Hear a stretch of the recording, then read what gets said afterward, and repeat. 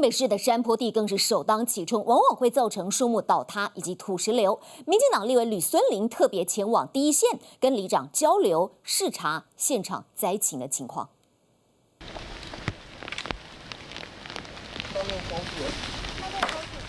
里长卖力拉扯，顺利将断掉的树枝折下。原先随风摆荡的危险模样，就是怕砸到路过的车子或人，立刻上前解除危机。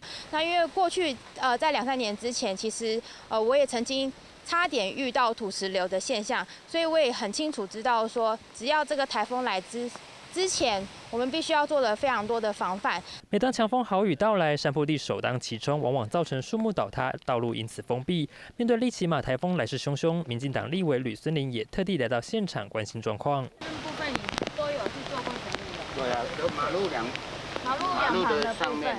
实际走访山坡地，可以看到先前大雨造成的土石宗落情况依旧。里长也借机将地方遇到土石墙不足，希望增加建设的困难，直接反映给立委吕孙林，希望给予协助。台风会带来我们给民众很大的一个困扰的部分，那我们建设上面要再做一个检讨。有些里的它是在阳明山国家公园里面，所以在这个里长的建议的部分呢，中央如果有可以来协助的地方，我一定会极力来争取。面对台风好发季节来临，里长忧心忡忡，立委吕孙林也到第一线看灾，实际了解状况，希望协助做好预防，避免严重灾情再度发生。记者叶志成、黄兆伟新北市采访报道。